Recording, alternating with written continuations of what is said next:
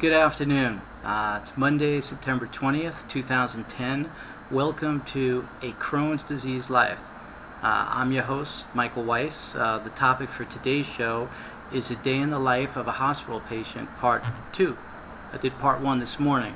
Pardon my casual attire, but I was just hospitalized for about 5 weeks, and I'm actually going into another hospital tomorrow because they haven't figured out what's wrong with me yet. So I figured I would take advantage of the time to share really a composite of my experiences, because the last 5 weeks have been very difficult, but I had a lot of ideas in my head which I wanted to share. Before I go forward, for those who haven't watched the show before, unfortunately I have Crohn's disease. I've been hospitalized a lot, but I happen to have the most incredible family and friends who support me, and that's what gets me through.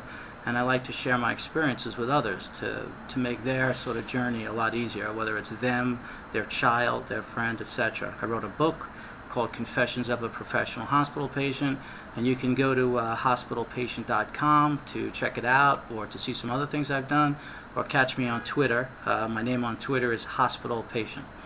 That said, if you've watched part 1, you'd know that basically I went through the people you'll meet, the nurses, the doctors, the surgeons. So as they say, oh, the people you'll meet. Yes, being a hospital patient, oh, the people you'll meet. Well, now that you're somewhat familiar with the people you'll meet, I thought I would go through sort of a brief outline of how the day unfolds, and I'll give you a little bit of anecdotal evidence of how crazy the experience is. Your day usually starts at around 3 a.m., where the doctors order blood tests because they want the results when they do rounds in the morning. Perfectly logical, but 3 a.m., very tough on a patient. And something I've learned throughout the years is that you can't live on hospital time. The tests come at all hours of the day.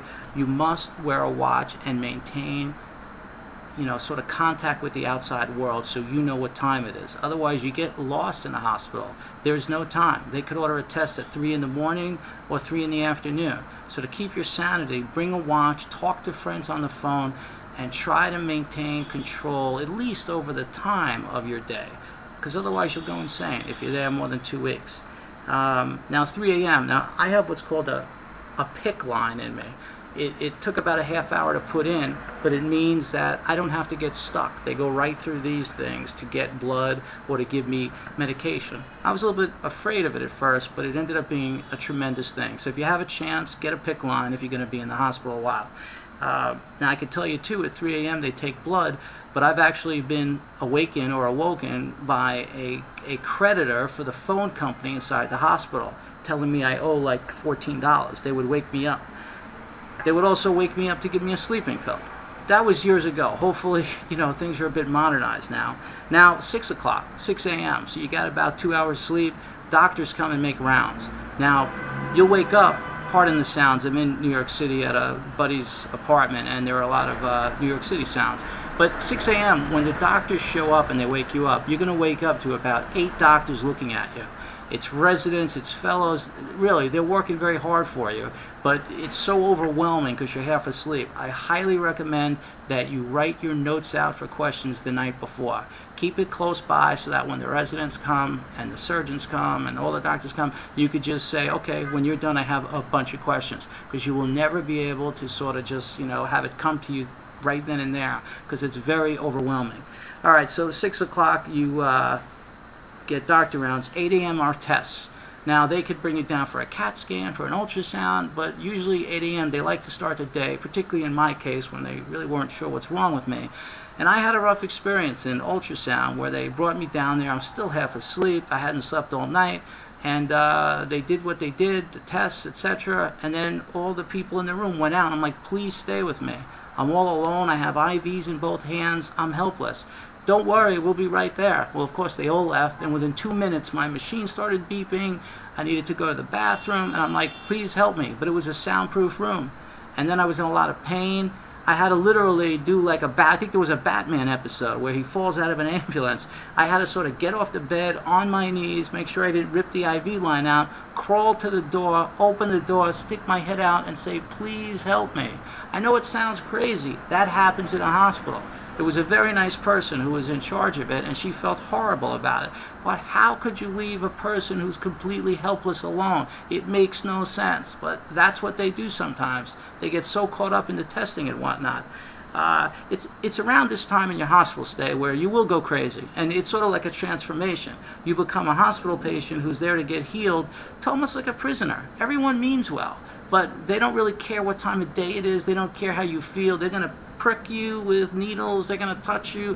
Where does it hurt? They're going to touch you until you scream. They mean well. It is such a brutal experience. That's why it's so important. Speak to your friends. Send emails. Get it out of your system. It's important to have a cell phone so you can communicate with the outside world. Bring your charger. Your cell phone is your lifeline. It will keep you sane. Your friends will make you laugh. It is very important. Okay? Well, after the test, you get back to your room. It's elective hour. You could watch Vegas. You could watch Law and Order. And that's when you find out that Drew Carey hosts Family Feud. What the hell happened? Drew Carey? Well, that was my sort of understanding. It's pretty weird. 2 p.m., doctors come by for rounds again, which is great. They're very diligent. And this time, it's a team approach. The doctors all come around, the surgeon, the medical doctor, the pain management team, the nutrition team. It's really cool. And again, have your questions prepared beforehand. And then 5 p.m. is dinner, which for me is basically liquids and lollipops when I'm in the hospital. I can't really eat anything except for popsicles.